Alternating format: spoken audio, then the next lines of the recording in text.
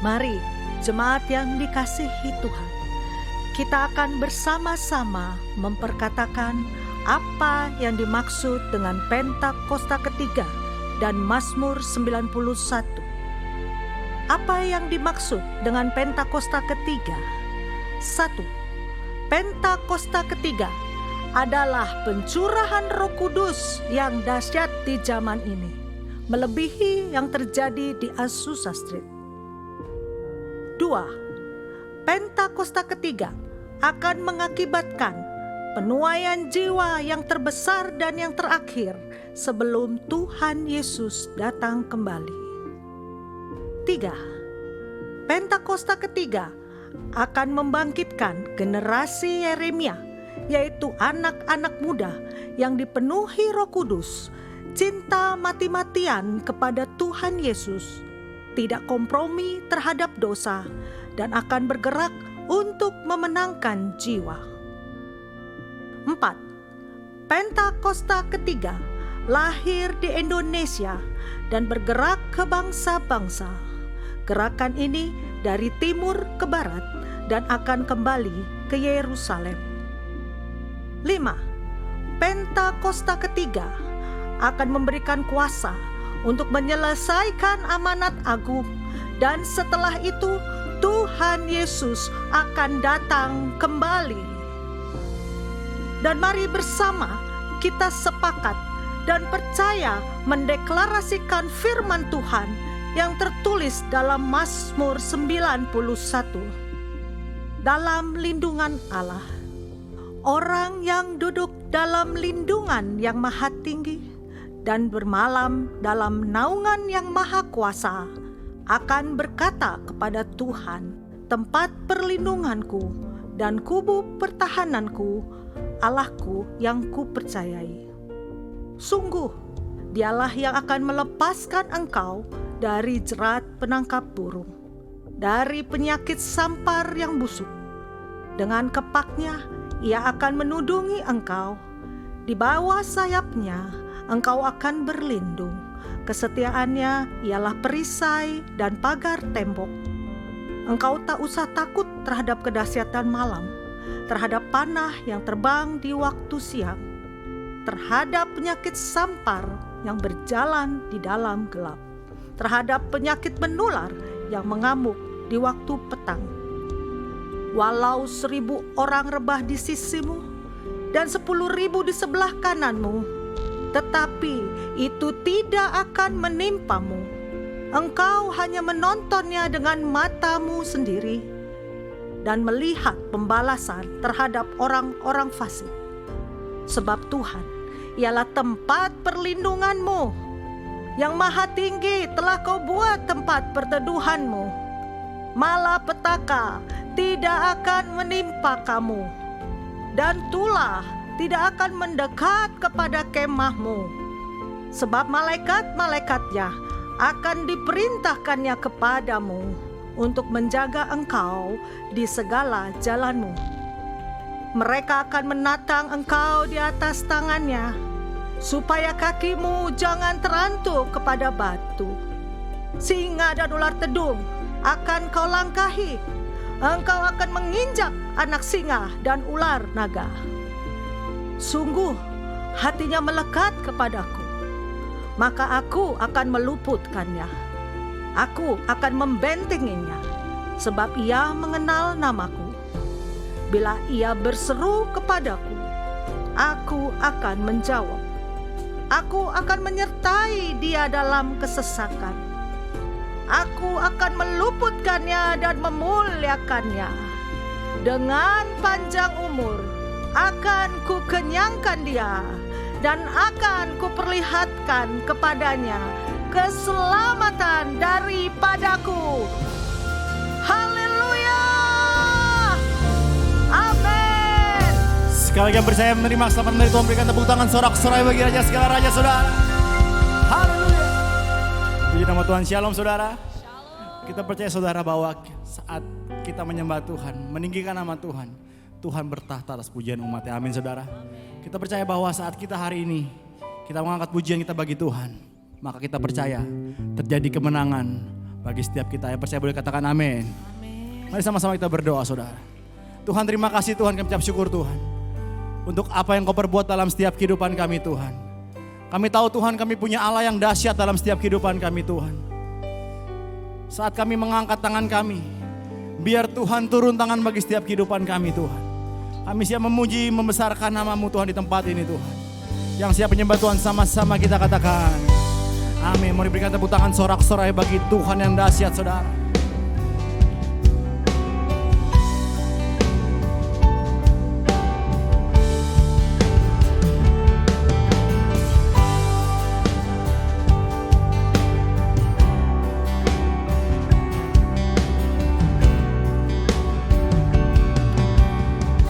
Mari bersama-sama nyatakan kepada Tuhan Yesus.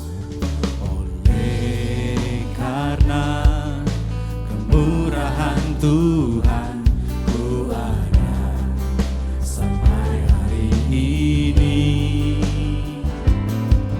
Oleh karena kebaikan Tuhan, janji-Mu terjadi bagiku.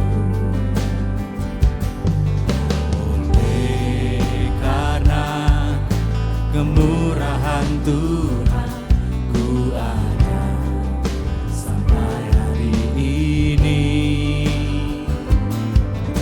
Oleh karena kebaikan Tuhan, janji-Mu terjadi bagiku. Mari sama-sama katakan pada Tuhan. Ku sembah Kau Tuhan, ku mengangkat tanganku, selamanya Kau ajaib bagiku. Ku sembah Kau Tuhan, ku mengangkat wajahku, selamanya Kau hebat bagiku. Kami punya Tuhan yang hebat dalam setiap kehidupan kami Tuhan. Kami punya Tuhan yang dahsyat dalam setiap kehidupan kami Tuhan. Mari sama-sama declare pada Tuhan Yesus saudara. Oleh karena kemurahan Tuhan, ku ada sampai hari ini. Nyatakan oleh karena kebaikan. Mari katakan dengan iman. Janji-Mu terjadi baik. Kami sembah, ku sembah Kau Tuhan, ku mengangkat tanganku, selamanya Kau ajaib bagiku. Ku sembah Kau Tuhan, ku mengangkat wajahku, selamanya Kau hebat bagiku. Nyatakan kami sembah, ku sembah Kau Tuhan, ku mengangkat tanganku, selamanya Kau ajaib bagiku. Kami sembah Tuhan, ku sembah Kau Tuhan, ku mengangkat wajahku, selamanya Kau hebat. Mari sama-sama angkat tanganmu, katakan haleluya. Haleluya, oh haleluya, haleluya, haleluya,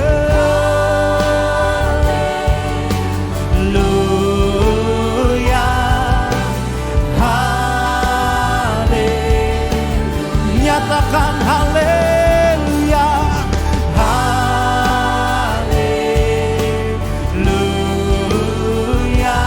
oh haleluya, haleluya, haleluya,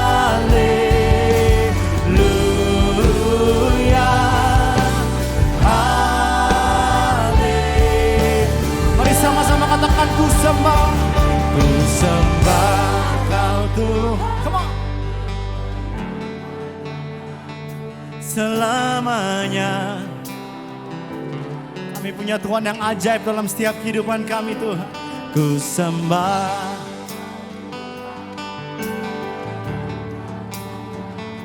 selamanya. Mari sama-sama katakan ku sembah Kau Tuhan, ku mengangkat tangan. Amin. Selamanya Kau ajaib bagiku. Kami sembah Tuhan, ku sembah Kau Tuhan, ku mengangkat wajahku selamanya. Mari sama-sama bersepakat katakan, nyatakan haleluya. Haleluya,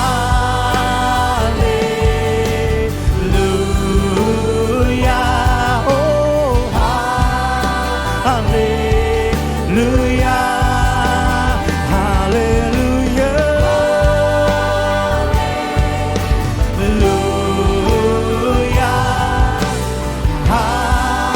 Mari sekali lagi sama-sama, come on declare, katakan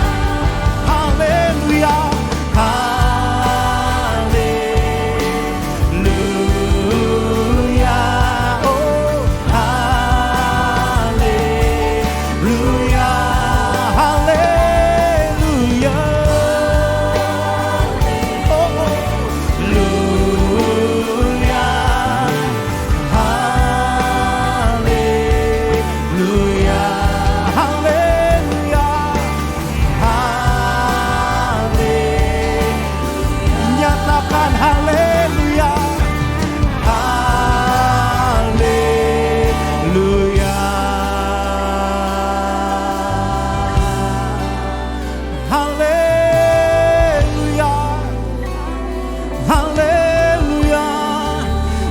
Sembah Engkau Bapa kami Tuhan, Yesus Kristus Tuhan.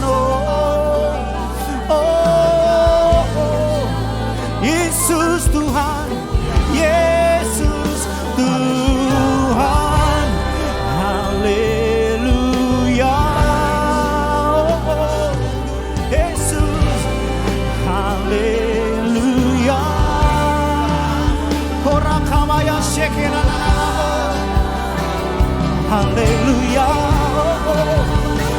haleluya, haleluya, haleluya.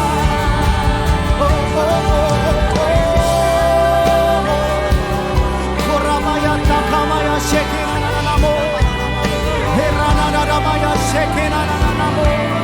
Kami sembah Raja segala raja, Yesus Tuhan, Yesus Tuhan. Haleluya, haleluya.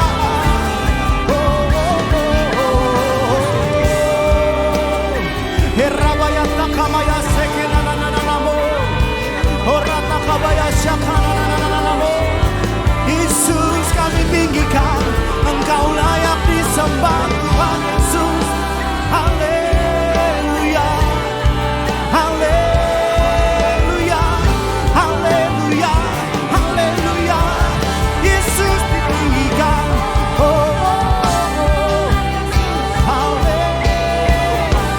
Orakabaya syakana nanamo.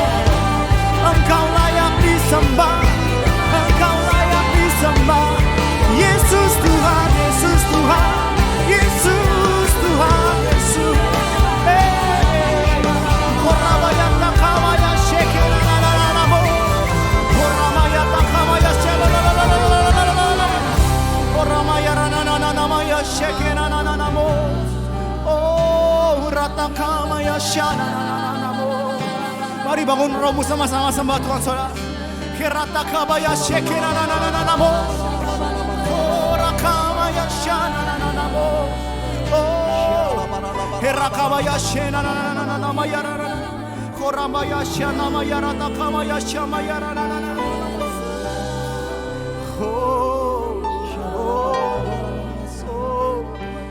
Yesus Tuhan, Yesus Tuhan, Kau yang layak,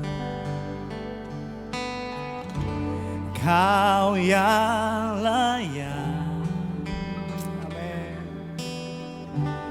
Kau layak.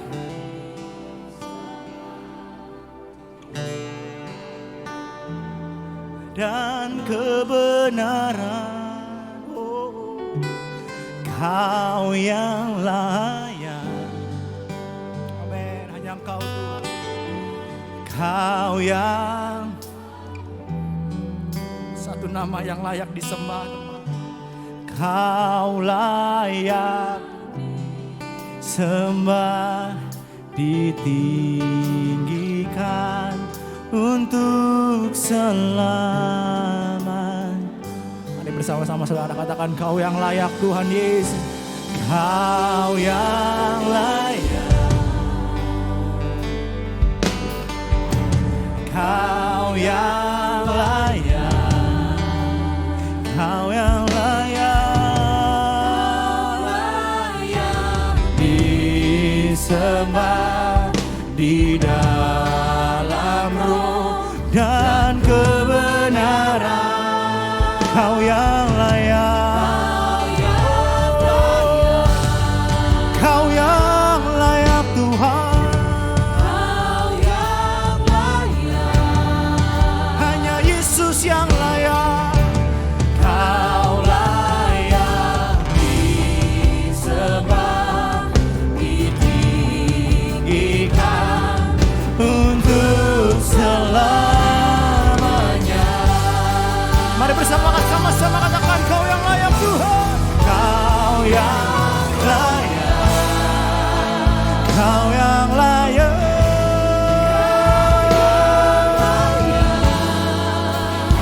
Kau yang layak Tuhan. Kau layak disembah di dalam roh dan kebenaran. Kau yang layak. Oh, Kau yang layak. Kau yang layak. Yesus yang layak. Kau layak disembah, ditinggikan untuk selamanya. Mari berikan tepuk tangan sorak-sorai bagi Raja segala raja. Come on, katakan, Kau yang layak. Kau yang layak. Hanya Engkau Tuhan. Kau layak disembah di dalam roh dan kebenaran. Oh, Kau yang layak. Kau yang layak. Kau yang layak. Kau yang layak. Kau layak disembah, ditinggikan untuk selamanya. Nyatakan, Kau yang layak ditinggikan. Kau yang layak ditinggikan. Kau yang layak ditinggikan. Mari nyatakan sama-sama, untuk selamanya. Mari berikan tepuk tangan sorak-sorai bagi Rasa yang dahsyat, yang layak terima pujian, sembah, syukur, hormat. Haleluya. Sebab kami percaya kami punya Allah yang dahsyat dalam setiap kehidupan kami Tuhan. Kami siap bersorak-sorai bagi nama-Mu Tuhan. Yang siap bersorak-sorai sama-sama kita katakan, amin. Sebab Engkau besar Tuhan dan layak untuk dipuji. Sore hari ini kami hanya mau memuliakan satu nama, Yesus Kristus Tuhan. Haleluya. Besarlah Tuhan dan layak dipuji. Besarlah namanya, kekallah kuasanya. Aman berlindung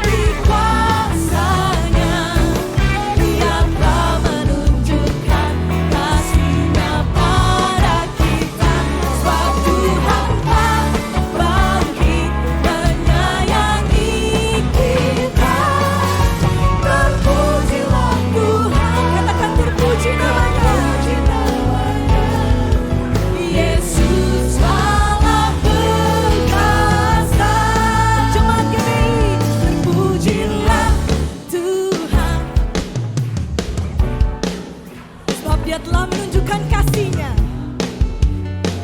Amin. Pada kita bagi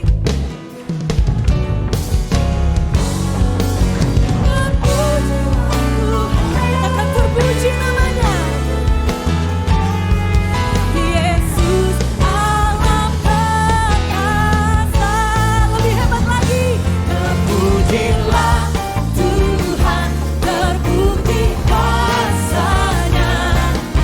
Dia telah menunjukkan kasih-Nya pada kita. Sebab Tuhan telah bagi menyayangi kita. Terpujilah Tuhan, terpuji namanya. Yesus Allah perkasa.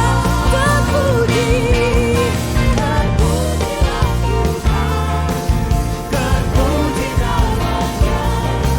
Yesus Allah perkasa. Katakan terpuji. Terpujilah Tuhan, terpuji namanya. Yesus Allah perkasa. Allah perkasa. Yesus Allah, Yesus Allah perkasa. Haleluya. Yang setuju sama-sama masyarakat, haleluya. Sebab kami mau nyatakan kuasa-Mu dahsyat di tempat ini Tuhan. Yang setuju boleh kasih tepuk tangan yang meriah untuk Tuhan. Haleluya. Sekali lagi umat-umat yang memuji Tuhan katakan haleluya. Katakan haleluya. Tepuk tangan semua umat.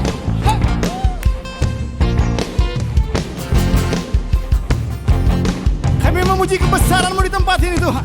Mari sama-sama katakan. Terpujilah nama-Mu Tuhan, kuat dan penuh kemuliaan. Katakan satu suara kami Tuhan. Satu suara kami nyatakan, kerajaan-Mu tetap selamanya.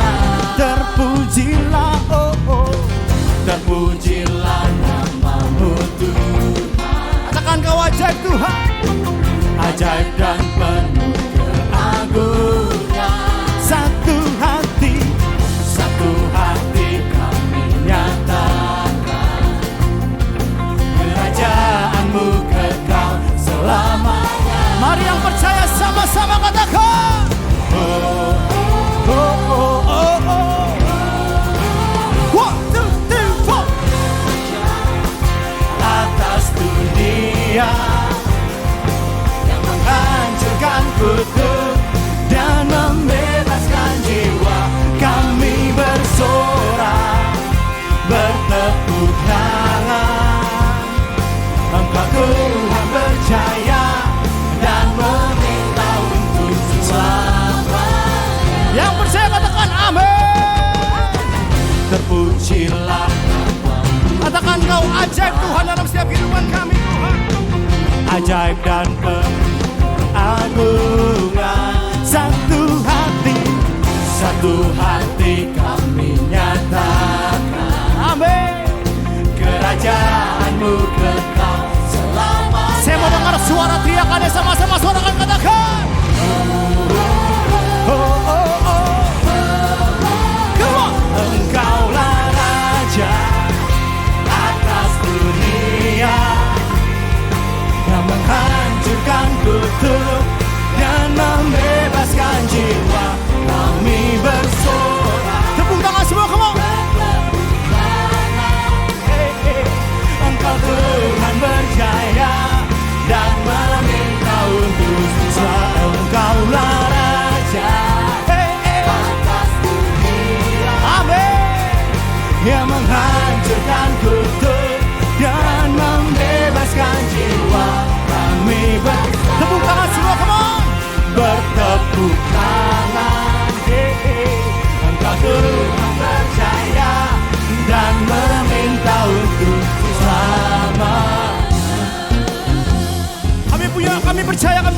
besar, yang dahsyat dalam setiap kehidupan kami Tuhan. Sebab itu kami katakan, Engkau ajaib dalam setiap kehidupan kami Tuhan. Yang percaya katakan, yes! Engkaulah Raja. Mana suara katakan? Amin. Yang menghancurkan kutu.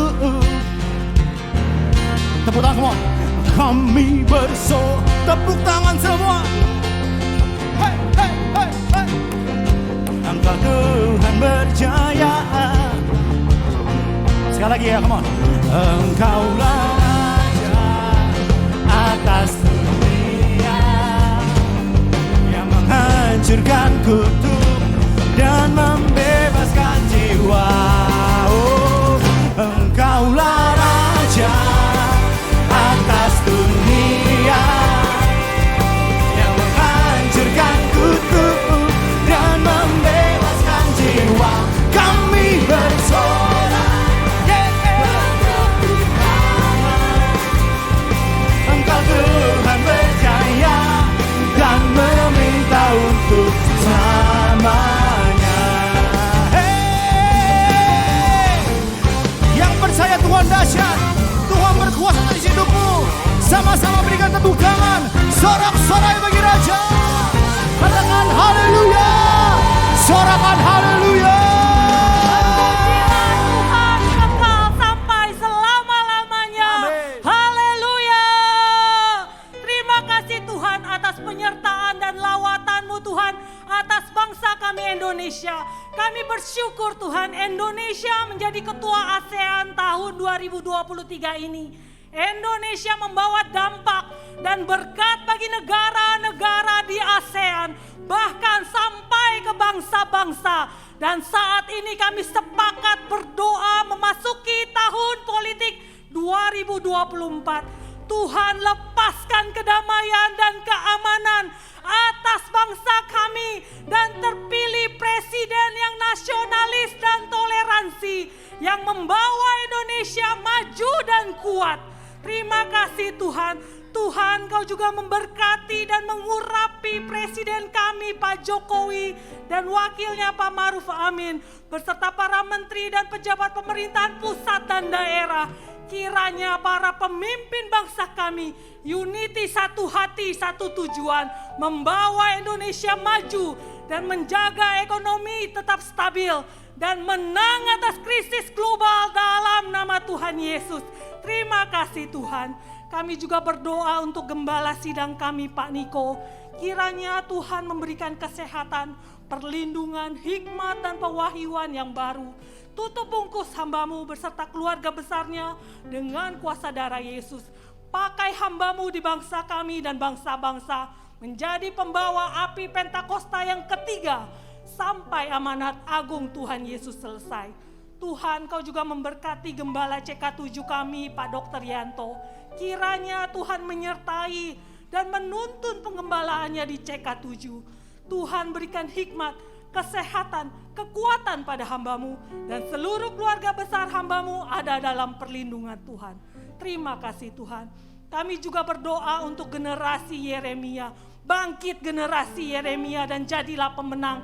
Kiranya pencurahan Roh Kudus yang dahsyat melawat generasi Yeremia di bangsa kami, khususnya di CK7, menjadi generasi yang hidupnya kudus di hadapan Tuhan, cinta mati-matian kepada Tuhan, dan siap dipakai Tuhan dahsyat untuk menangkan jiwa-jiwa dan bawa jiwa-jiwa masuk dalam kerajaan Allah. Terima kasih Tuhan, inilah doa-doa kami. Kami percaya Engkau Allah yang mendengar dan menjawab setiap kami. Terima kasih Tuhan, mari sama-sama kita perkatakan amin. Amin. Silakan duduk kembali saudara. Baik, kesempatan hari ini kami rindu menyambut bagi Bapak Saudara yang baru pertama kali beribadah di tempat ini di GBPRJ. Kalau ada, bolehkah angkat tanganmu saudara? Dengan sukacita kami akan menyambut. Ada yang baru pertama kali hadir? Ada satu di depan saya, 2, 3. Berikan tepuk tangan sorak-sorai bagi Tuhan saudara. Mengucapkan selamat datang bagi yang baru pertama kali hadir. Silakan scan QR yang ada di depan untuk dapat mengisi form biodata jiwa baru. Baik, puji Tuhan saudara, baik kita akan memberikan persembahan. Mari persiapkan persembahanmu yang terbaik bagi Tuhan saudara. Saudara bisa scan kris yang ada di depan kursi saudara. Atau bagi saudara yang memerlukan amplop, bisa angkat tanganmu, nanti pengerja akan berikan amplop kepada saudara.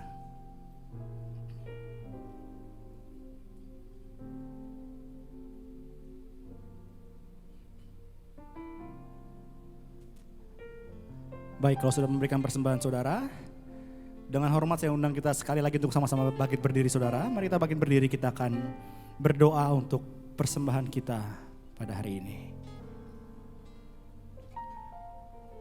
Bapa, kami bersyukur buat semua berkat-Mu. Kami membawa persembahan sebagai wujud syukur kami Tuhan. Kami percaya kami menerima kesehatan, keluarga, bisnis, pekerjaan dan kuliah yang terbaik.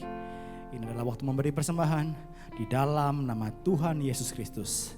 Amin. Selamat memberikan persembahan, terus memberkati kita semua.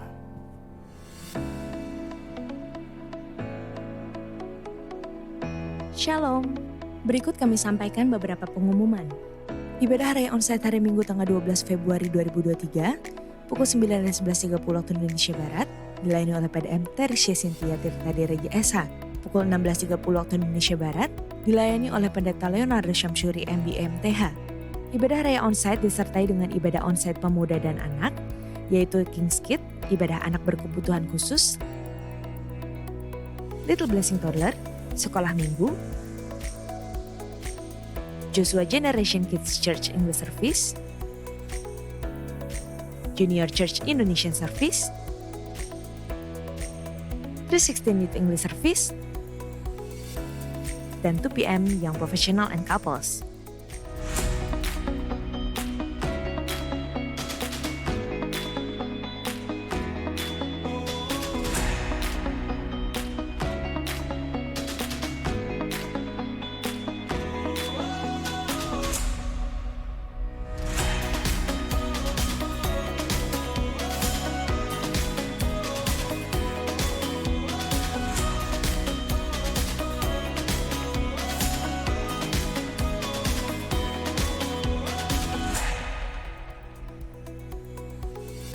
Sesuai firman Tuhan dalam Amsal 3 ayat 9 mengatakan, muliakanlah Tuhan dengan hartamu dan dengan hasil pertama dari segala penghasilanmu. Maka lumbung-lumbungmu akan diisi penuh sampai melimpah-limpah, dan bejana pemerahanmu akan meluap dengan air buah anggurnya. Dan sesuai pesan Gembala Sidang untuk kita menaati firman Tuhan tersebut. Maka sebagai gereja yang sepenuhnya mengikuti firman Tuhan, mari kita membawa persembahan buah sulung dengan penuh sukacita dan ucapan syukur. Persembahan buah sulung dapat ditransfer ke rekening BCA Cabang Tamrin dengan nomor account 206 371 7878 atas nama GBI PRJ. Atau dapat menggunakan amplop persembahan dan dimasukkan ke dalam kotak-kotak persembahan yang tersedia di pintu masuk dan pintu keluar. Jika kita taat melakukannya, maka Tuhan akan membuka tingkap-tingkap langit dan mencurahkan berkat-Nya bagi kita yang taat akan firman-Nya. Amin. Untuk info Praise and Worship Night, Spiritual Guidance for Lovers, Rumah Doa Hybrid, pembukaan kelas KOM, penyerahan anak, baptisan selam, Bible Study, pembukaan kelas BP2N dan lain-lain dapat dilihat di website www.gbiprj.org atau follow Instagram @gbiprj. Sekian pengumuman pada hari ini. Terima kasih atas perhatian Bapak Ibu sekalian. Tuhan Yesus memberkati. Sekali lagi kami mau masuk Tuhan dalam hadirat-Mu lebih dalam lagi. Kami mau katakan apapun masalah yang kami hadapi saat ini. Kami tahu ketika kami bersama-sama dengan Tuhan, tidak ada yang mustahil. Engkau akan angkat kami terbang tinggi bagai rajawan dalam kemuliaan Tuhan.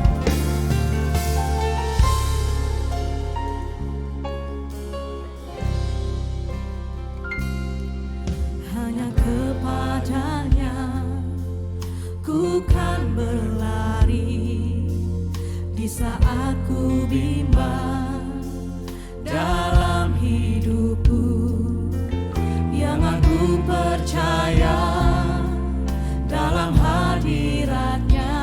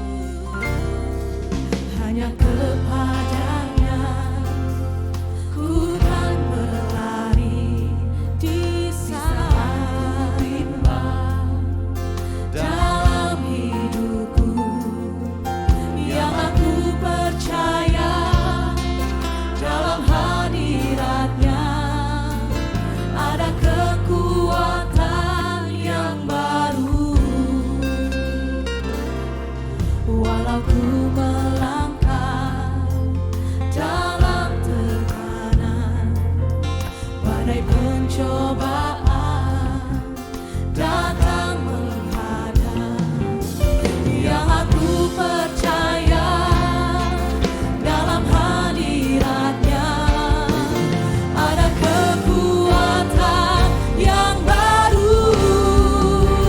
Ku kan terbang tinggi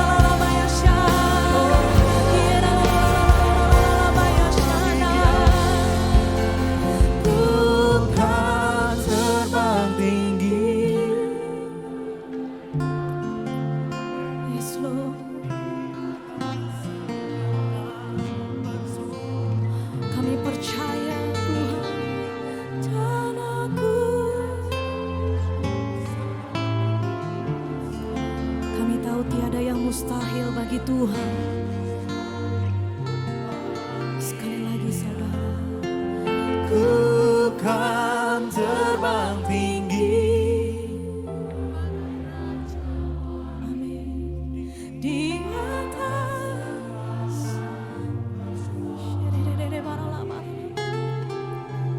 Dan aku saat ku bersama Kau, tiada yang mustahil bagi Dia.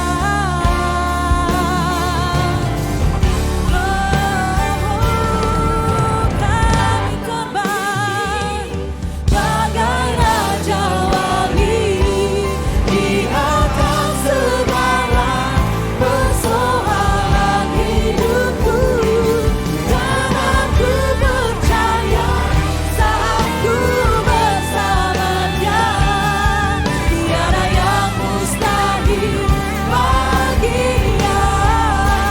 Ku kan terbang tinggi bagai raja wali di atas segala persoalan hidupku, dan aku percaya saat ku bersama Dia, tiada yang mustahil bagi Dia.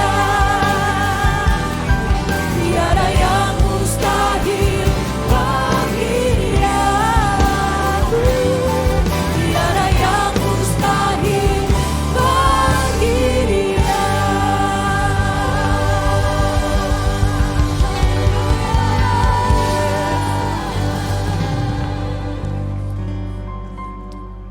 Tuhan, Engkau adalah Raja atas segala raja, sumber atas segala sumber. Dan itu sebabnya Tuhan, kami mengucap syukur bahwa masa depan kami ditanggung penuh oleh Tuhan. Kami berterima kasih Tuhan karena langkah-langkah kami ditetapkan oleh Tuhan. Dan itu sebabnya Tuhan pada hari ini kembali Roh Kudus akan meneduhkan hati kami, memberikan kami nasihat dan pengertian. Dan lebih daripada itu Tuhan, ini keputusan kami. Kami mau hidup dikuasai firman Tuhan. Kami sambut Tuhan, firman kebenaran. Hanya di dalam satu nama yang indah, Yesus Kristus Tuhan dan Juru Selamat kami. Kami berdoa dan mengucap syukur. Kita sama-sama katakan, amin, amin, amin. Haleluya. Silakan duduk. Shalom. Oke. Buka bersama-sama saya dari Mazmur 23. Mazmur 23 ayat yang pertama. Kita akan bahas Mazmur 23 ada 6 ayat dan seringkali ini menjadi sebuah ayat hafalan. Dan kalau menurut survei, kalau kita lihat gift item gitu ya, gift item itu berarti pajangan gitu ya. Itu nomor 1 yang paling sering ada kata-katanya dari ayat Mazmur 23. Nomor 2-nya Mazmur 91.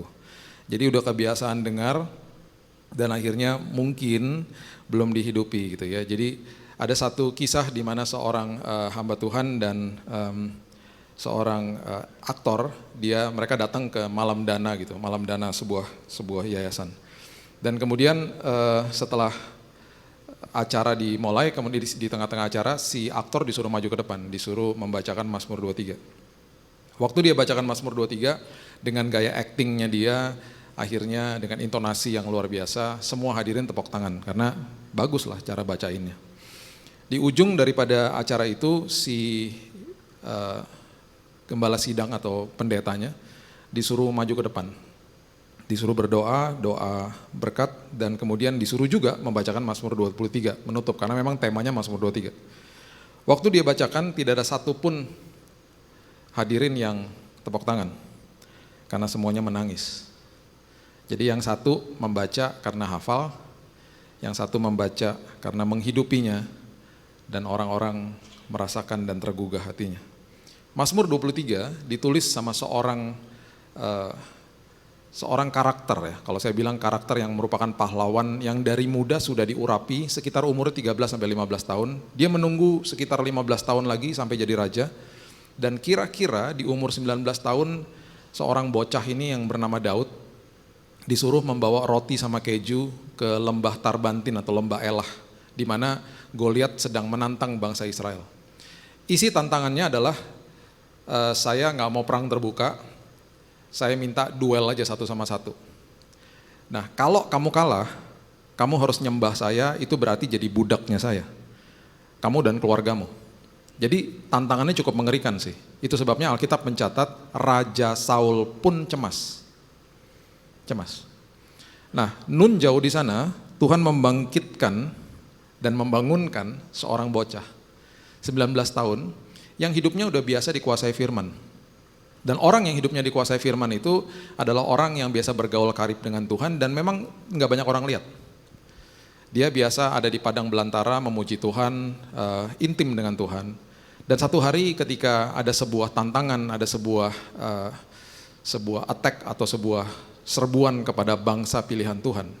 Seorang bocah yang hidupnya dikuasai Tuhan dikirim ke lembah Tarbantin, dan ketika dia bangun pagi tiba-tiba bapaknya pasti digugah sama roh Tuhan untuk menyuruh anaknya membawa roti sama keju ke lembah Tarbantin atau lembah Elah. Jadi bangun pagi Daud dibilangin gini, "Ut, kamu jangan pergi ke Padang hari ini, anterin roti sama keju ke kakak-kakakmu di lembah Tarbantin yang lagi bertempur." Di mana tuh lembah Tarbantin? Google Map aja ribet amat sih. Dia berangkat akhirnya. Sampai di sana dimarahin sama kakak-kakaknya. "Ngapain kamu di sini?" Sampai akhirnya disuruh pulang. Singkat cerita, puji Tuhan dia kepo. Mau tahu ada apa sih gitu. Dikasih tahu lah.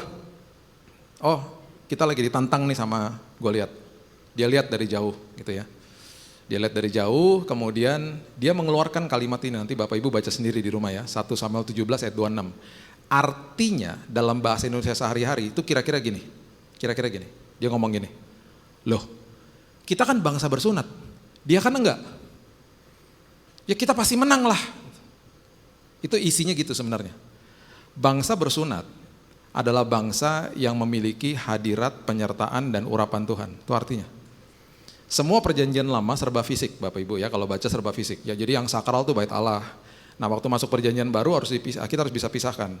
Semua yang ketika masuk perjanjian baru sama Yesus dimasukin ke dalam sini. Makanya dia katakan ada yang lebih besar daripada bait Allah. Tubuhmu adalah bait Allah, dipertajam sama Paulus. Dulu yang sakral pengorbanan, sekarang yang sakral adalah ketaatan. Pengorbanan tanpa ketaatan gak ada artinya. Ya, itu semuanya begitu. Nah, salah satunya adalah sunat. Makanya itu lambang daripada bangsa Yahudi, lambang penyertaan Tuhan. Nah, sekarang pertanyaan saya, apakah mereka Raja Saul tahu nggak kebenaran ini? Ya tahulah. Sama seperti kebanyakan orang Kristen tahu firman. Tahu Mazmur 23. Cuman apakah dihidupi nggak? Belum tentu kan gitu. Jadi kebanyakan orang yang tidak menghidupi firman membutuhkan orang Kristen yang hidupnya dikuasai firman datang kepadanya ngomong gini, "Ya ampun, ngapain lu takut?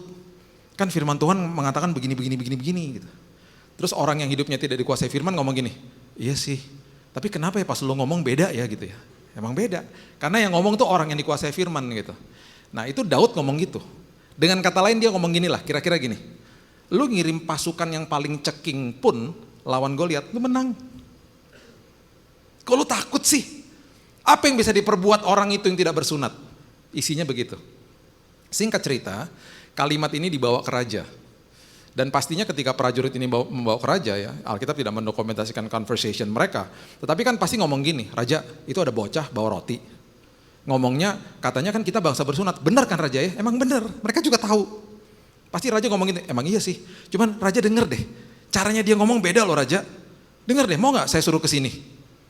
Bocah 19 tahun yang lagi bawa roti sama keju, yang hidupnya dikuasai firman, beraudiensi sama raja. Ditanyain kredibilitasnya, "Kamu anak siapa?" "Anak Isai." "Emang kamu punya pengalaman perang?" "Enggak."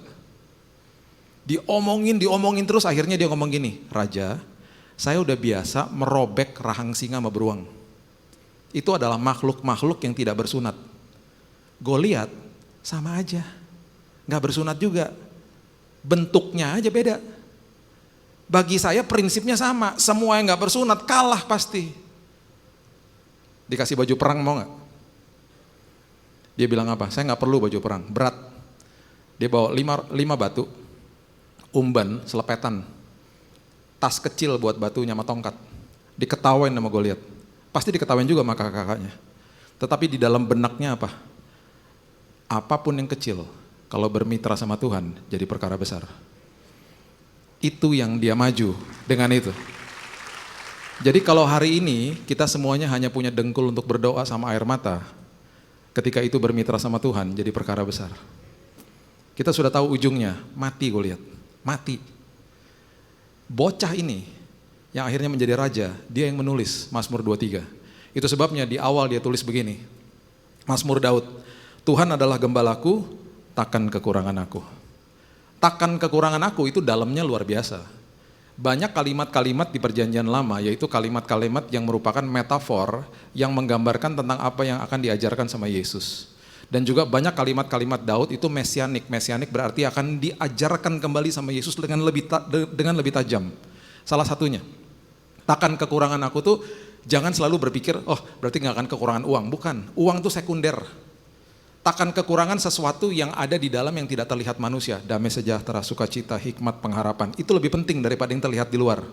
Jadi jangan dikejar-kejar yang ada di luar. Seringkali manusia kejar-kejar yang ada yang di luar untuk diperlihatkan kepada orang lain. Gak penting, itu sekunder semuanya. Nanti satu hari kita belajar arti daripada berkat dan mujizat. Di awal ketika manusia diciptakan gak ada mujizat. Semuanya hidup di dalam hadirat Tuhan. Mujizat pertama kali ada itu untuk menunjukkan kepada Firaun bahwa ada Allah yang berkuasa. Jadi kalau ada orang yang hidupnya dari mujizat ke mujizat, akibat ulah dia sendiri, berarti itu orang ngawur. Saya nggak ngomongin mujizat karena kita memerlukan mujizat karena kita sakit, kemudian mujizat karena ada bencana alam, itu lain ya. Ini karena ulah kita sendiri gitu loh. Jadi berkat, arti berkat yang sebenarnya itu adalah cakap mengelola kehidupan. Jadi kalau udah terima mujizat nih terus bertobat, harusnya hidup di dalam berkat Tuhan. Hidup dalam berkat Tuhan artinya saya cakap mengelola keuangan saya cakap mengelola kesehatan saya misalnya, saya cakap mengelola pelayanan saya misalnya. Supaya saya terhindar hidup dari mujizat ke mujizat akibat ulah saya gitu loh. Itu dalam nanti satu hari kita bahas dengan lebih detail. Jadi prinsipnya gini, arti berkat yang sebenarnya adalah ketika kita berhadapan sama masalah, yang diubahkan saya bukan masalahnya. Berarti saya sedang diberkati Tuhan. Itu artinya. Dari Barak, Esher, Makarios itu bahasa-bahasa aslinya. Jadi kalau kita mengerti dengan baik tentang prinsip itu, kita merdeka. Nah, takkan kekurangan tuh artinya itu, takkan kekurangan pewahyuan dari Tuhan, hikmat dari Tuhan, damai sejahtera dari Tuhan. Dipertajam sama Yesus. Oh banyak kalimat-kalimat ya, salah satunya apa? Engkau adalah ranting, aku adalah pokok anggur, Bapakku pengusaha. Berarti kalau kita ranting melekat kepada pokok anggur, apapun yang pokok anggur punya, saya punya. Jadi salah satu doa saya waktu saya kena kanker tahun 2019, saya bilang gini, Tuhan, saya kan ranting, engkau kan pokok anggurnya. Berarti kalau pokok anggur gak punya kanker, saya gak punya kanker dong Tuhan. Karena kesembuhan dan kesehatan mengalir ke ranting-ranting. Itu sebabnya saya terima kesembuhan dalam nama Yesus. Itu maksudnya. Terus kemudian dipertajam lagi ketika ada perumpamaan tentang anak yang terhilang. Kalau bagi saya itu dua anak yang terhilang. Itu dahsyat. Itu juga nanti satu hari kita bisa pertajam. Ketika si bungsu mau pergi, dia bilang apa? Berikan harta milik kita. Itu akses. Harta milik kita. Yang menjadi hakku. Dia memisahkan dari akses kepada kepemilikan. Wah ngawur dah langsung. Di dalam prinsip kerajaan sorga nggak ada kepemilikan, pengelolaan. Kita dititipkan untuk mengelola. Nah si bungsu itu Yesus loh yang ngomong perumpamaan ini kepada orang Farisi. Dia lagi kasih tahu bahwa kalau kamu hidup di dalamku, kamu punya akses. Akses itu berarti melekat kan kepada Tuhan. Akses itu artinya gini, kalau apapun yang terlepas dari tangan, tidak akan terlepas dari hidup. Karena supply jalan terus, karena melekat. Kalau kepemilikan, saya melepaskan diri dari akses, apa yang terlepas dari tangan, habis dari hidup lama-lama. Karena nggak ada supply. Paham ya? Makanya ketika bungsu pergi, habis hartanya. Karena gara-gara kalimat itu, berikan harta milik kita. Milik kita tuh akses, apa yang punya Bapak punya saya. Yang menjadi hakku kepemilikan. Wah berantakan udah langsung hidupnya. Jadi, kita dibuat paham sama Yesus akhirnya. Terus kemudian dia katakan lagi, Matius 6 ayat 31, jangan khawatir. Terus dia sambung lagi, dan berkata, apakah yang akan kamu makan, minum, dan pakai? Kita pahamnya khawatirnya. Berkatanya kita gak pernah bahas. Berkata tuh ngapain? Ngeluh. Aduh gimana ya, aduh gimana ya. Pertama haduh-haduh gimana sama diri sendiri, udah gitu haduh gimana sama teman, aduh gimana ya, aduh gimana. Itu gak boleh loh. Gak boleh. Karena dari kita berdoa, sampai kita dapat jawaban harus diisi sama ucapan syukur. Kalau diisi sama haduh gimana, gugur imannya. Makanya dia katakan jangan khawatir dan jelas loh, berkata apakah yang akan kamu makan, minum, dan pakai. Itu kan bicara soal kebutuhan semua. Dengan kata lain, aku sudah supply semuanya, kamu gak akan kekurangan, tenang aja. Gitu loh. Nah, ketika kita mengerti ini dengan benar, Mazmur mengatakan bahwa kita kan berhadapan sama Gembala Agung, berarti kita domba dong. Ini bukan kata saya ya, menurut fakta ya. Domba itu salah satu binatang yang paling bodoh. Kalau Bapak Ibu buka YouTube, masukin aja tuh domba yang jatuh ke lubang. Nanti keluar videonya. Ada seseorang yang lagi nolongin domba yang lagi jatuh ke lubang. Setelah dikeluarkan dari lubang, dia seneng banget, dombanya loncat, jatuh lagi ke lubang yang sama. Gimana sih? Itu domba. Domba kalau dibalikin badannya, dia harus dibalikin balik. Kalau enggak dia mati. Domba kalau sampai kecemplung ke air, kalau bulunya banyak, hanyut dia bisa mati. Dan domba nggak bisa main tak umpet. Karena kagetan, bisa jantungan, mati dia. Gak bisa main tak umpet kan, ketemu, mati dia langsung. Itu domba lemah gitu loh. Tahun 2005 ada 1.500 domba digembalakan di daerah Turki. Jam makan siang, para gembala makan siang. Cuman ditinggal 20 menit. Tiba-tiba ada satu yang keluar dari barisan nyemplung ke jurang. Ironisnya 400 domba yang lain teman-temannya ikutan nyemplung ke jurang. 400-400-nya mati.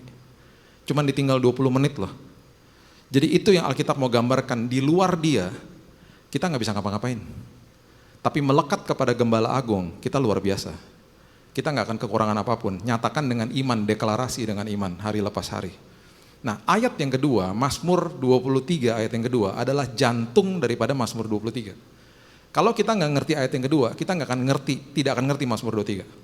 Dikatakan begini, Mazmur 23 ayat yang kedua. Ia membaringkan aku di padang yang berumput hijau. Ia membaringkan aku di padang yang berumput hijau. Itu kata paksaan sebenarnya, karena domba itu anxiety levelnya tinggi, gelisah melulu gitu. Dibaringkan, dipaksa baring di padang yang berumput hijau. Itu maksudnya apa? Ini mesianik juga. Kemudian dipertajam di Ibrani. Ya, kita baca coba Ibrani pasal yang keempat. Ini maksudnya ini. Ibrani 4 ayat 10 dan 11. Coba lihat. Sebab barang siapa telah masuk ke dalam perhentiannya, ia sendiri telah berhenti dari segala pekerjaannya, sama seperti Allah berhenti dari pekerjaannya. Karena itu baiklah kita berusaha untuk masuk ke dalam perhentian itu, supaya jangan seorang pun jatuh karena mengikuti contoh ketidaktaatan itu juga. Maksud daripada ayat ini adalah masuk ke dalam perhentian bukan stop berkarya atau bekerja, bukan. Masuk ke dalam perhentiannya itu maksudnya adalah arti sebenar daripada sabat adalah ini sebenarnya. Pikiran dan hati masuk dalam perhentian Tuhan. Jadi kita bisa sibuk sesibuk-sibuknya, pikiran dan hati hidup di dalam damai Tuhan tiap hari. Itu maksudnya daripada ayat, aku membaring kau di padang yang berumput hijau. Nah, kita perdalam lagi ya. Salah satu yang Yesus wariskan kepada kita, yang sering kita tahu adalah Roh Kudus, pasti Roh Kudus. Kenapa kita nggak pernah bahas ada sesuatu warisan yang luar biasa yang namanya damai sejahtera yang sudah diwariskan sama Yesus. Coba lihat Yohanes 14 ayatnya yang ke 26. Yohanes 14 ayat yang ke 26 mengatakan begini. Tetapi penghibur Roh Kudus yang akan diutus oleh Bapa dalam namaku, dialah yang akan mengajarkan segala sesuatu kepadamu dan akan mengingatkan kamu akan semua yang telah kukatakan kepadamu. Betul, udah dikasih Roh Kudus. Perhatikan ayat 27, coba lihat. Damai sejahtera ku tinggalkan bagimu. Udah dikasih loh. Terus dia jelaskan, damai sejahteraku kuberikan kepadamu dan apa yang kuberikan tidak seperti apa yang diberikan oleh dunia kepadamu. Dengan kata lain, Yesus katakan begini, damai yang dunia berikan adalah damai setelah badai selesai. Damai yang aku berikan adalah damai selagi ada badai. Itu sebabnya dipertajam lagi sama dia katakan begini, jangan gelisah ya, dan jangan gentar hatimu. Tenang ya. Nah, ketika kita ngerti ini dengan luar biasa, makanya 1 Petrus 5 jadi hidup, coba lihat. 1 Petrus 5 ayatnya yang ke-7, coba lihat.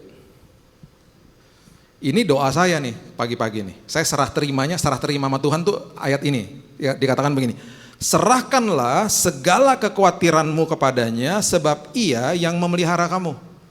Jadi gini ya, nih bangun pagi nih saya ngomong gini sama Tuhan. Tuhan, serah terima ya Tuhan, mungkin hari ini aku belum merasa kekhawatiran nih. Tapi kalau sampai ada Tuhan, aku serah terima. Aku serahkan kekhawatiranku, aku tukar ya Tuhan sama damai sejahtera yang Tuhan sudah wariskan buat aku.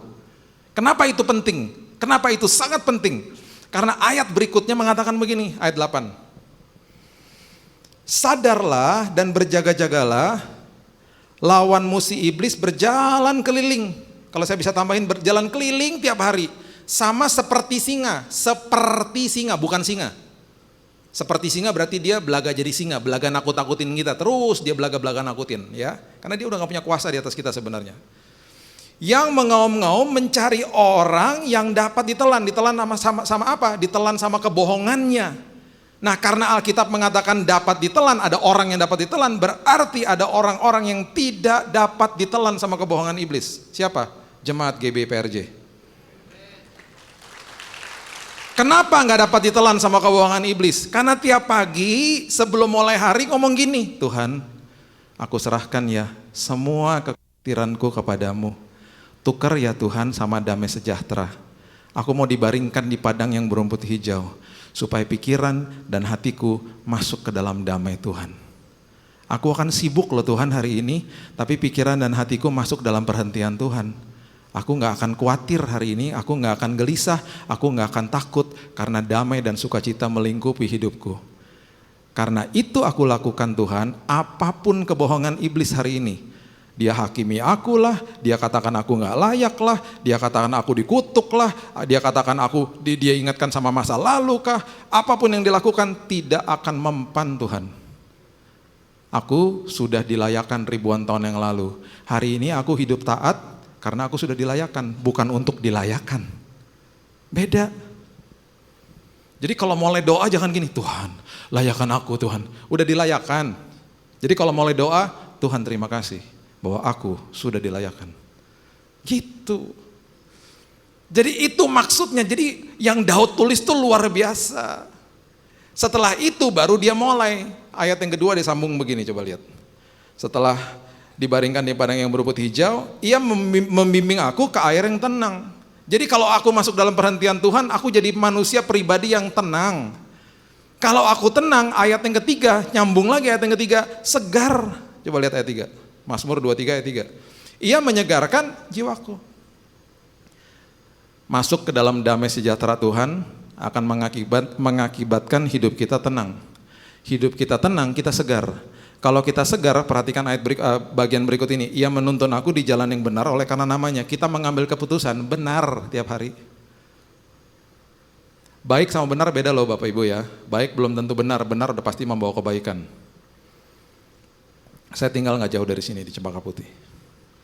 Kalau disuruh ke GBPRJ berarti ke arah utara. Kalau tadi sebelum berangkat saya bilang ini nggak mau ke arah utara, jalannya nggak baik, banyak bolong-bolong misalnya.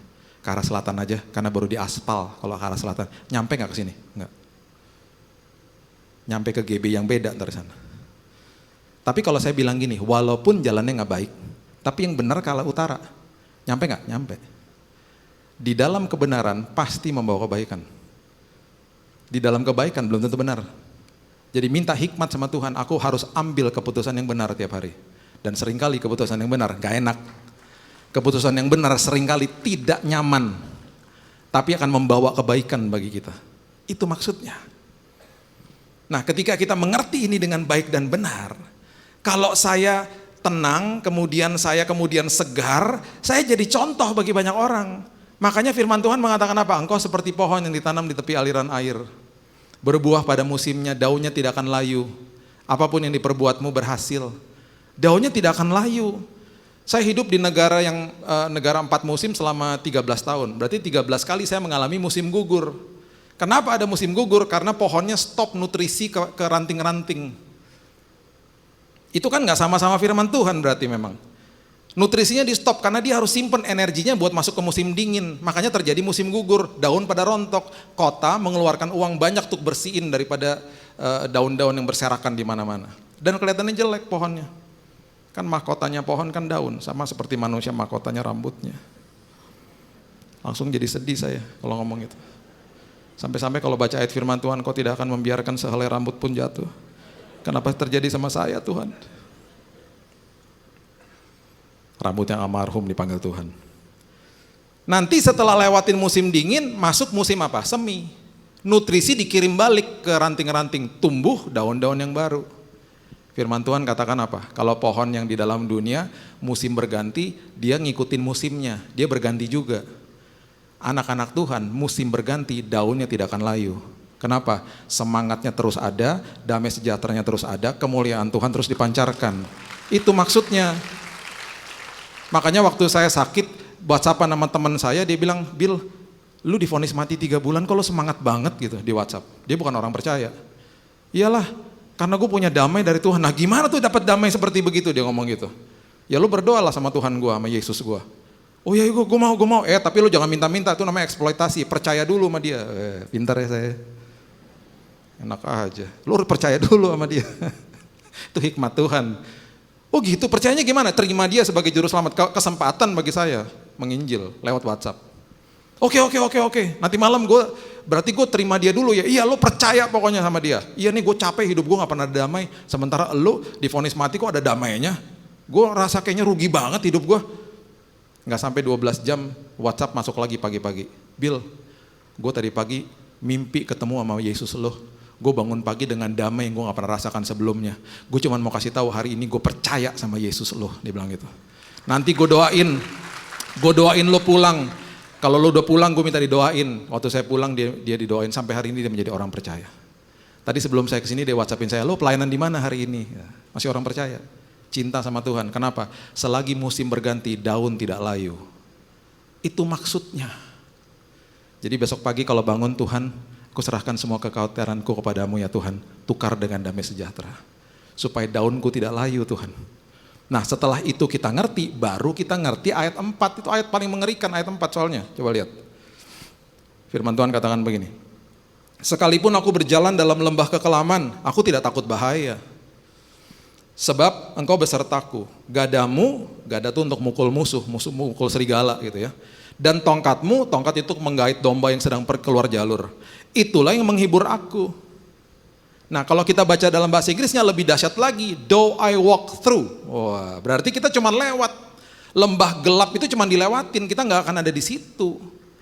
Nah terus Daud lagi ngasih tahu apa dalam bahasa Inggrisnya, dikasih tahu begini, though I walk through the valley of the shadow of death. Lembah bayang-bayang maut. Kenapa dia katakan lembah bayang-bayang maut? Karena Daud lagi mau memberitahu kepada kita bahwa bayangan seringkali tampaknya lebih besar daripada aslinya. Jadi seringkali iblis takut-takutin kita. Diperbesar, makanya banyak hoax. Yang kedua, bayangan tidak akan pernah bisa melukai kita.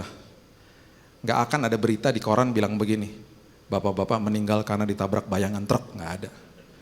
Karena bayangan tidak akan pernah bisa melukai kita. Dan kenapa ada bayangan? Karena di dalam lembah yang paling gelap pun ada cahaya. Kalau gak ada cahaya kan gak mungkin ada bayangan. Tapi cahayanya kecil.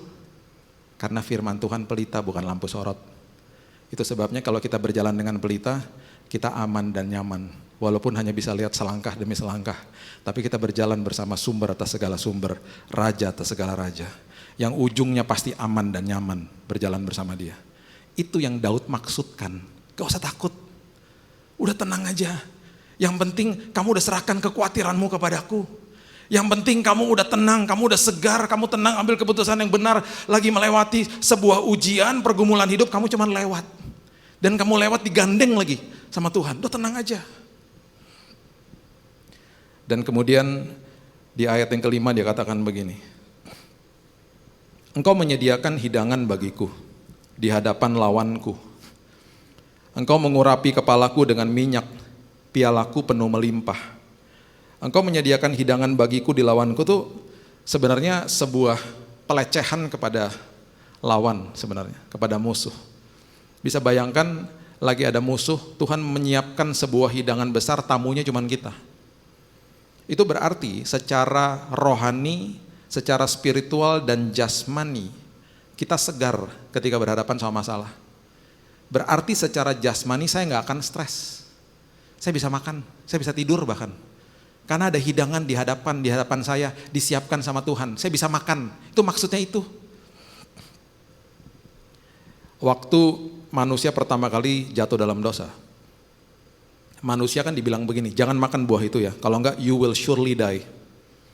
Manusia ketika makan, ada kematian 2 kali. Pertama dipisahkan dari hadirat Tuhan, yang kedua manusia mati secara fisik.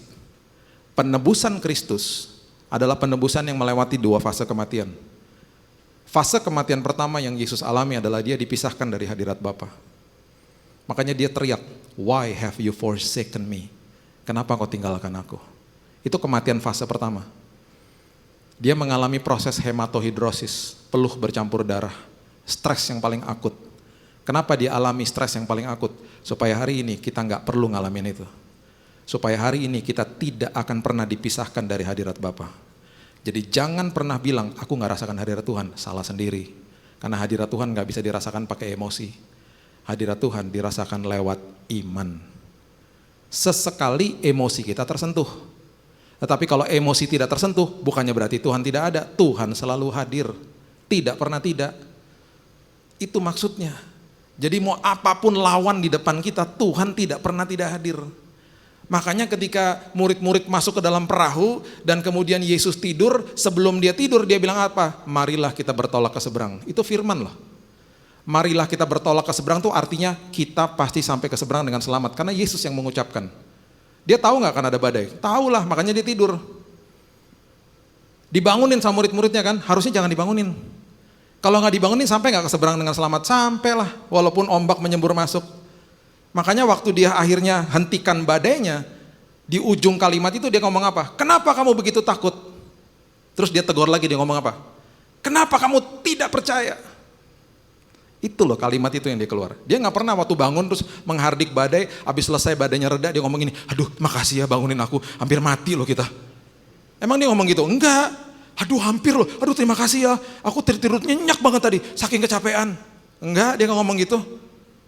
Maksudnya dia itu adalah gini, ngapain bangunin saya? Kamu gak punya iman, kenapa kamu takut? Kenapa kamu gak percaya?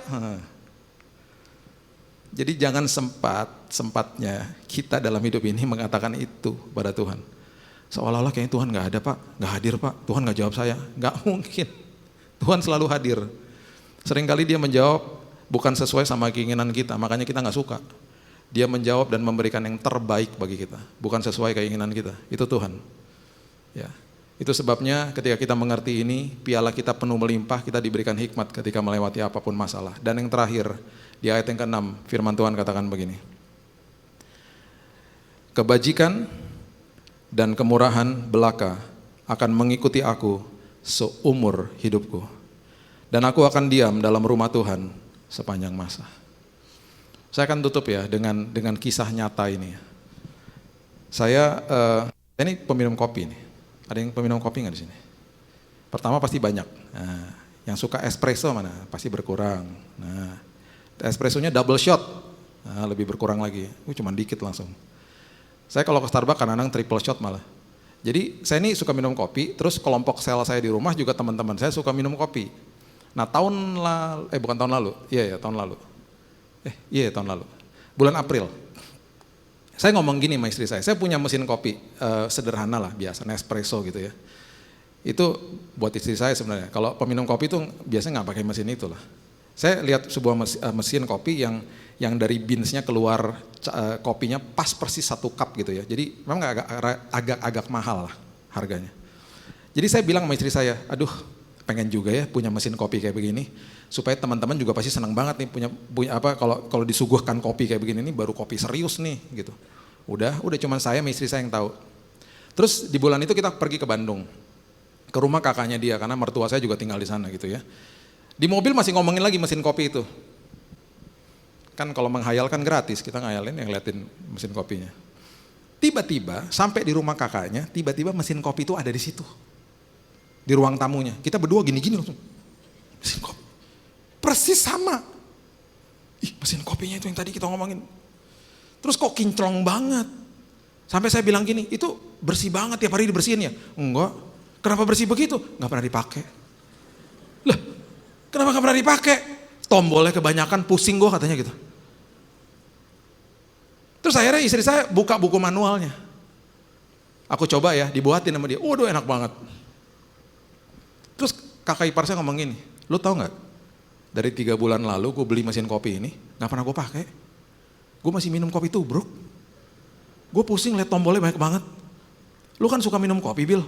Lu bawa pulang aja tuh mesin kopinya.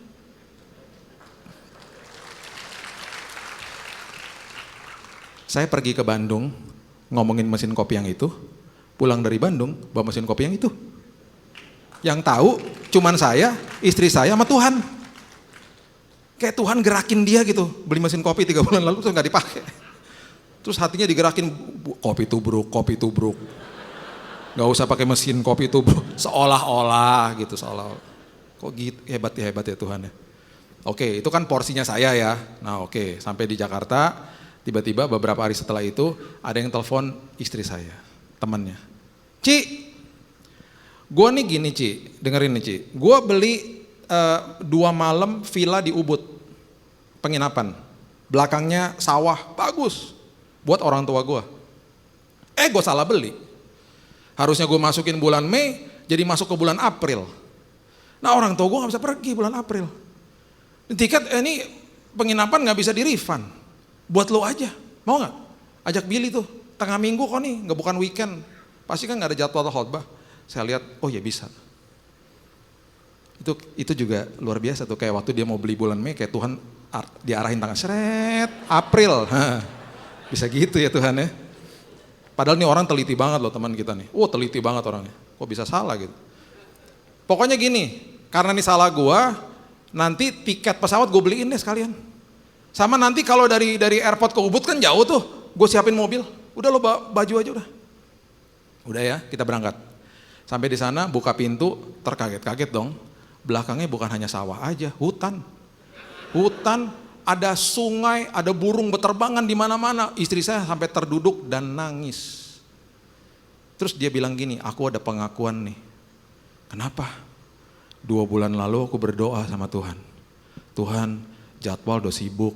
Pengen deh Tuhan, 2 malam aja Tuhan. Sama suamiku berduaan di sebuah tempat yang belakangnya ada sawah.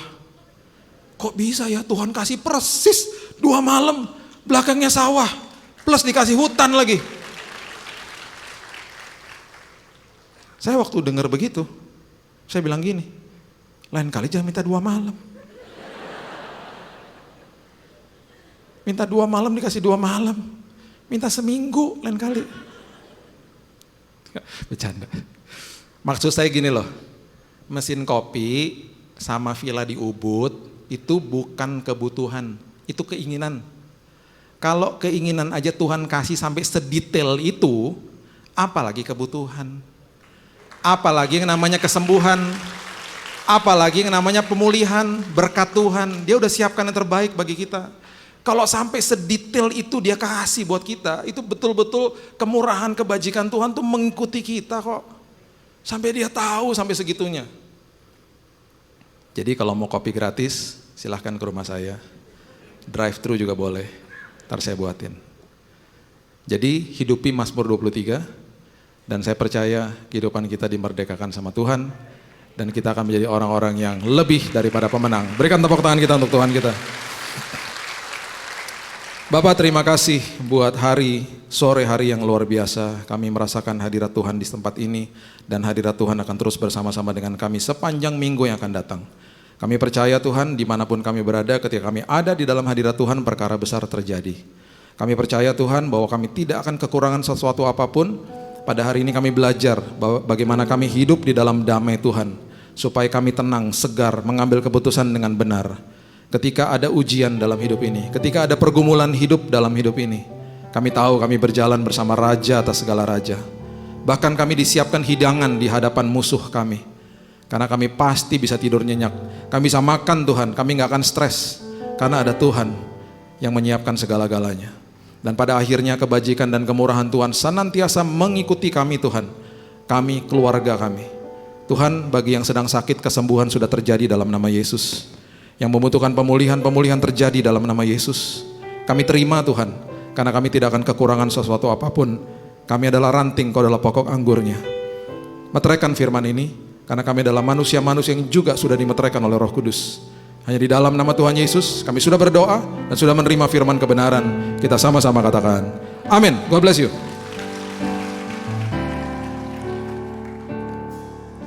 Shalom saudara. Kita akan masuk dalam perjamuan kudus. Oleh sebab itu sebelum kita mulai, apakah saudara sudah mendapatkan roti dan anggur ketika masuk tadi? Bagi yang belum mendapatkan boleh angkat tangan, nanti para pengerja akan melayani saudara. Perlu saya ingatkan bahwa perjamuan kudus ini hanya untuk yang sudah umur 12 tahun ke atas. Yang belum, mohon tidak masuk dalam perjamuan kudus. Masih ada yang belum dapat? Baik. Katakan kepada Tuhan, karya terbesar dalam hidupku, pengorbananmu yang selamatkanku. Engkaulah harta yang tak ternilai, yang ku miliki dan ku hargai. Yesus, Engkau ku kagumi. Katakan sekali lagi.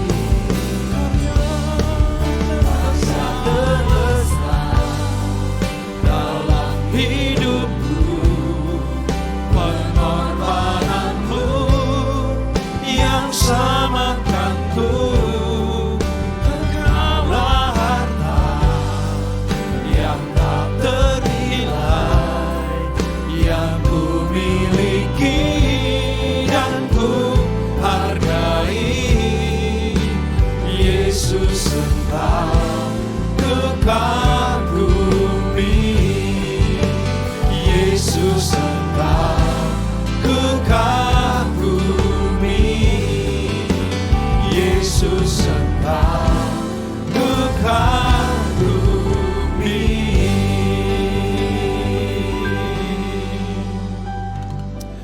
Kita akan masuk dalam perjamuan kudus. Setiap kali kita melakukan perjamuan kudus, kita diingatkan bahwa perjamuan kudus adalah mengingat pengorbanan Yesus ketika dia mati di kayu salib, menggantikan saudara dan saya. Dan Tuhan berkata, biarlah ini menjadi peringatan akan daku. Bagi kita ini salah satu sakramen, tanda dari surga yang dibawa oleh Tuhan Yesus ke dunia ini. Supaya setiap kali kita makan dan minum darah Kristus dan makan tubuh Kristus, kita diingatkan bahwa Dia sudah mati buat kita semuanya. Oleh sebab itu, mari sebelum kita dilayakkan sehidangan dengan Tuhan, renungkan sejenak.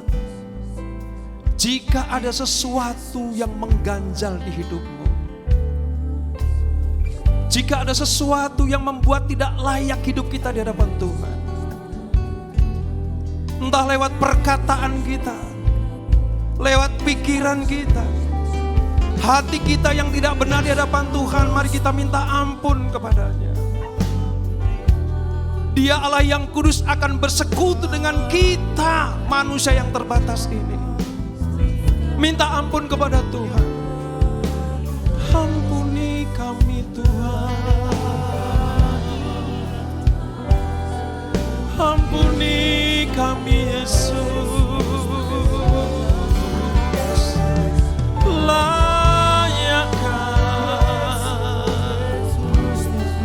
Layakkan kami, layakkan umatmu, layakkan gerejamu, layakkan hambamu.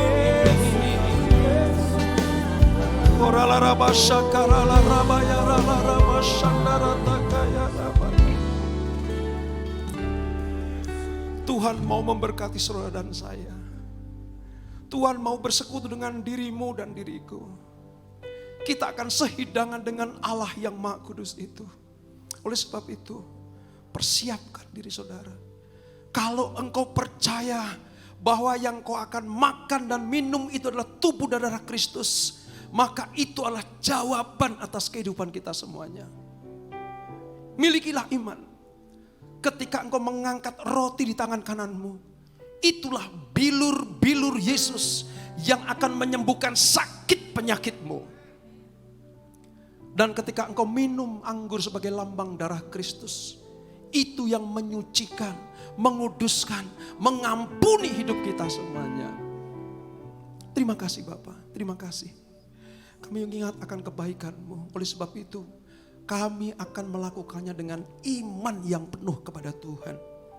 Sebab perjamuan kudus kalau dilakukan dengan iman akan mendatangkan berkat dan bukan kutuk. Terima kasih Bapa. Kami siap di dalam nama Tuhan Yesus Kristus. Sebab apa yang telah kuteruskan kepadamu telah aku terima dari Tuhan.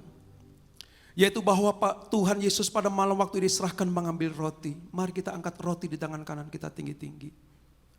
Sesudah itu ia memecahkannya dan berkata, inilah tubuhku yang diserahkan bagi kamu. Perbuatlah ini menjadi peringatan akan aku. Saudara yang kasih Tuhan Yesus Kristus, bukankah roti yang kita pecah-pecahkan ini adalah persekutuan kita dengan tubuh Kristus? Mari kita makan dengan iman.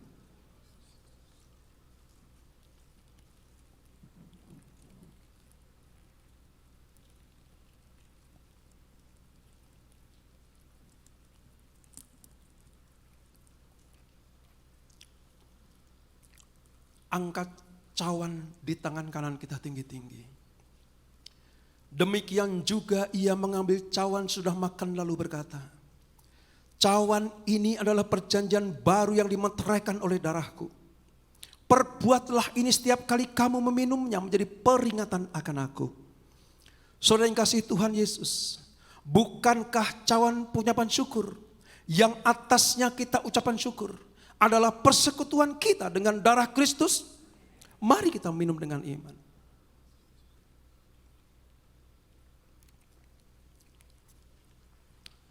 Semua mengucap syukur kepada Tuhan. Angkat hatimu kepada Tuhan.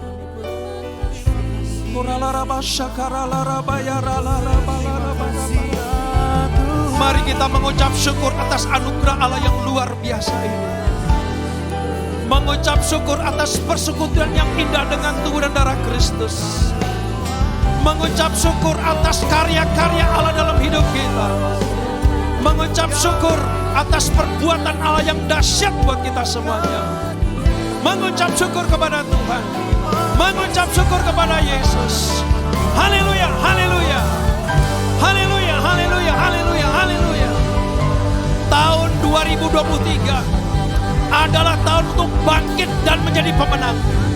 Terimalah pengurapan dari Tuhan untuk mampu bangkit dari keterpurukan, bangkit dari penderitaan, bangkit dari kemiskinan, bangkit dari sakit penyakit. Jadilah pemenang, jadilah pemenang, jadilah pemenang. Terima, terima, terima, terima. Terima kasih Yesusku, terima kasih Yesusku. Puji syukur hanya bagi Tuhanku. Terima kasih Yesusku, terima kasih Yesusku. Puji syukur hanya bagi Tuhanku. Puji syukur hanya bagi Tuhanku. Puji syukur hanya bagi Tuhanku. Haleluya, haleluya. Bapak terima kasih untuk anugerah-Mu. Kami dilayakkan sehidangan dengan Tuhan. Yesus Kristus sudah menyatu dalam hidup kami. Firman Tuhan berkata, kalau engkau tinggal di dalam aku dan aku di dalam engkau, mintalah apa saja. Sesuai dengan kehendak Bapa akan terjadi dalam kehidupan kita. Terima kasih Bapa. Mari para suami angkat tanganmu di hadapan Tuhan. Kalau engkau bersanding dengan istri di sampingmu, silahkan bergandengan tangan. Berkat rumah tangga ini akan turun ke atas. Bapa, ini para kepala keluarga. Sebagai imam, raja dan nabi dalam keluarga mereka, Tuhan berikan kuasa untuk menerima berkat-berkat Allah dan dicurahkan bagi keluarga mereka. Suami semakin mengasihi istrinya, suami semakin mengasihi anak-anaknya. Dan kami percaya berkat umur panjang, berkat bisnis, pekerjaan dan pelayannya tercurah dalam kehidupan para suami di tempat ini. Hai para suami, kasihilah istrimu seperti engkau mengasihi dirimu sendiri, maka berkat Allah akan dicurahkan kepadamu. Istri angkat tangan di depan Tuhan. Para suami, topang dalam doa istrimu. Bapa di surga, ini anak-anakmu. Para istri sebagai tiang doa, sebagai orang yang bertanggung jawab atas mengelola keluarga. Berkati para istri tempat ini ya Tuhan. Ibarat kebun anggur, mereka menghasilkan anggur yang manis, sedap dinikmati oleh suami dan seluruh isi rumah tangganya. Dan kami percaya diberikan hikmat marifat untuk membawa anak-anaknya datang kepada Tuhan. Berbahagialah para suami, engkau memiliki istri yang takut akan Tuhan. Anak-anak muda, single parent tempat ini, angkat tanganmu di hadapan Tuhan. Inilah generasi Yeremia yang ada di hadapan Tuhan. Engkau seperti anak panah di tangan pahlawan, akan melesat kepada kesempurnaan Kristus. Engkau akan memiliki masa depan yang gilang gemilang. Engkau akan dibangga-banggakan Tuhan. Roh takut akan Tuhan ada padamu. Dan aku percaya engkau akan menjadi bintang-bintangnya Tuhan. Jauh dari perbuatan-perbuatan duniawi. Maka Tuhan akan pakai engkau. Dan Tuhan akan bangga kepadamu. Dan engkau akan dipermuliakan Tuhan dalam kehidupanmu. Berbahagialah para orang tua memiliki anak-anak yang takut akan Tuhan. Para single parent, engkau tidak sendiri lagi. Tuhanlah kekasih jiwamu. Apa yang kau perlukan disediakan Tuhan. Apa yang kau perlukan dicukupkan Tuhan. Dan ukuran Tuhan adalah kelimpahan. Terima kasih Bapak. Para jemaat, sebelum kita terima doa berkat, mari beri waktu sejenak. Apa yang kalian paling butuhkan hari ini, mintalah kepada Tuhan.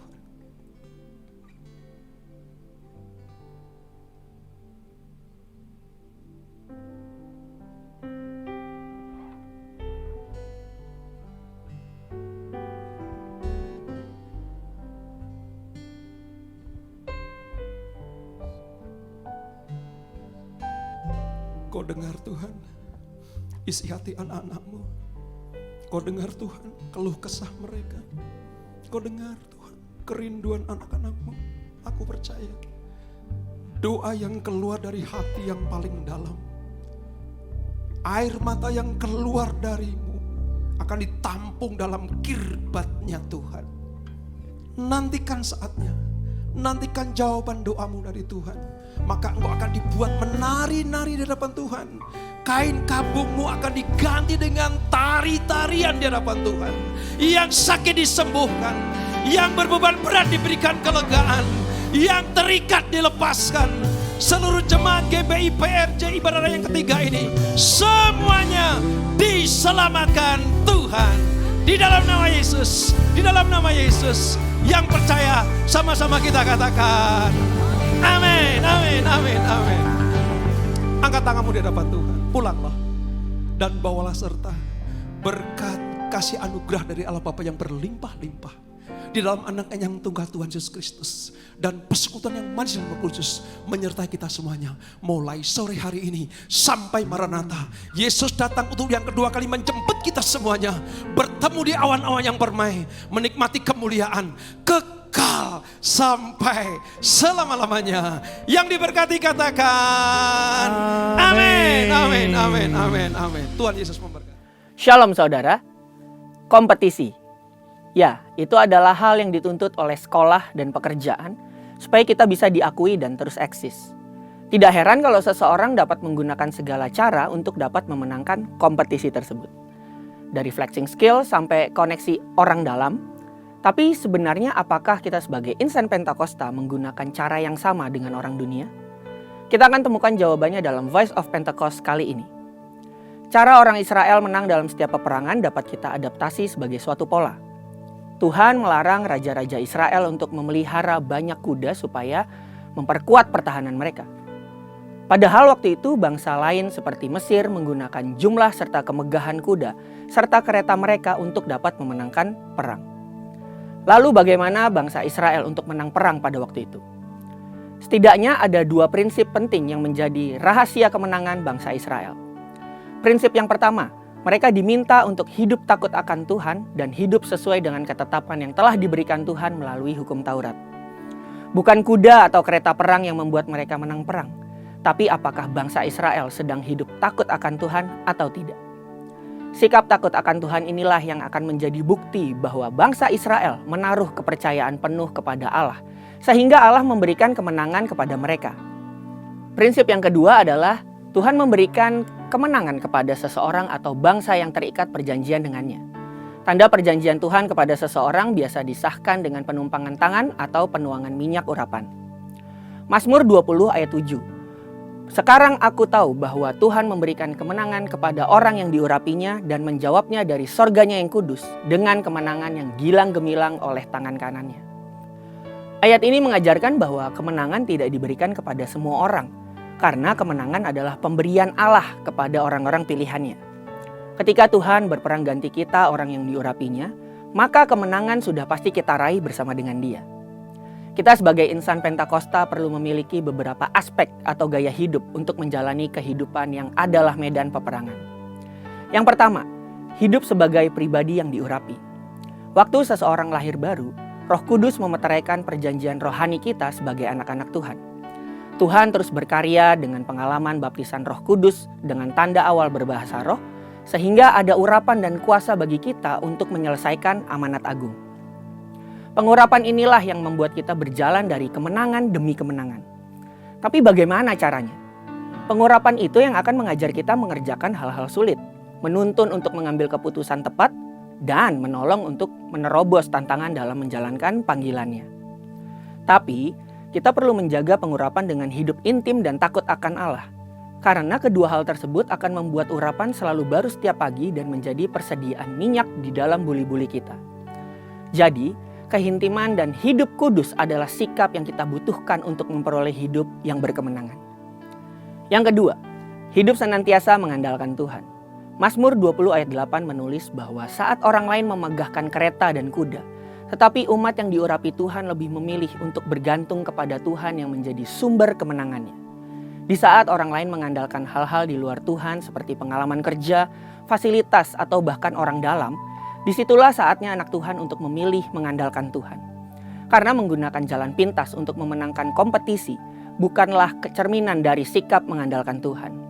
Kita tidak boleh berhenti belajar dan mengembangkan diri. Meningkatkan keahlian dan keterampilan adalah keharusan bagi kita insan Pentakosta. Memiliki teman dan relasi yang positif akan menambah wawasan kita. Saat kita mengandalkan Tuhan untuk mengupgrade diri, disitulah Tuhan mempertemukan kita dengan orang-orang yang tepat untuk mendukung panggilannya di dalam hidup kita. Lalu bagaimana dengan orang-orang yang diurapi tapi masih mengalami kekalahan? Ada anak Tuhan tapi tetap kalah tender atau gagal dipromosikan di kantornya. Apakah itu karena dosa atau Tuhan sengaja memberikan kekalahan bagi mereka? Jawabannya adalah kesuksesan dan prestasi tidak ditentukan dari standar dunia.